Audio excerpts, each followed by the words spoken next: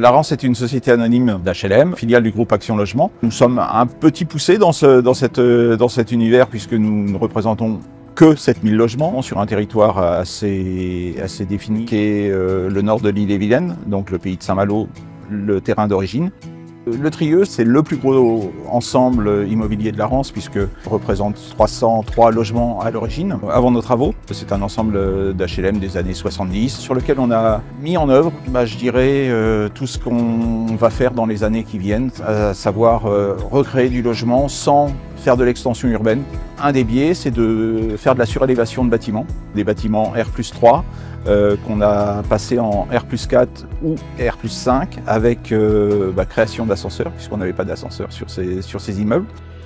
Dans les sujets de notre appel à projet qu'on avait fait auprès des équipes candidates, c'était de travailler le mieux vivre ensemble sur le quartier. Cette vie, elle arrive par un commerce qui existe sur un des bâtiments, mais aussi pour les habitants qui sont sur place, d'avoir un lieu et un usage, donc notamment avec les jardins partagés, de vie en commun entre tous nos locataires. C'était effectivement un défi puisque pendant qu'ils habitaient encore sur le bâtiment, on surélévait, donc il y a eu des travaux assez lourds puisqu'on créait la cage d'ascenseur dans un environnement occupé, ce qui est pas sans contrainte, il faut bien le reconnaître.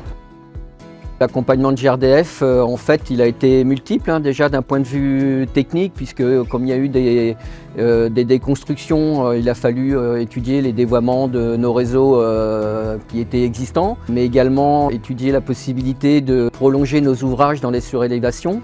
Il a été également d'un point de vue thermique. Il y avait déjà une chaufferie qui alimentait une partie de ce quartier du Trieux. Ce qui était intéressant, c'est que cette chaufferie, on a pu la conserver. Elle va pouvoir en fait évoluer dans le temps, notamment avec la possibilité de la faire tourner avec le gaz vert qui se développe de plus en plus sur le territoire national, mais encore plus sur la région et sur le département d'Ille-et-Vilaine. L'autre intérêt de pouvoir conserver la chaufferie, c'est que demain on pourra également hybrider cette chaufferie avec une autre solution, que ce soit peut-être un appoint en électricité, un appoint en solaire, et ça sera encore un autre axe pour pouvoir décarboner la solution thermique qui a été retenue sur le quartier du Trieux.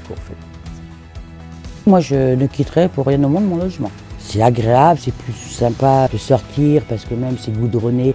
Donc voilà, non, ça par contre oui. Non, on ne peut pas dire, il y a plein de trucs qui ont changé et qui sont quand même beaucoup plus agréables.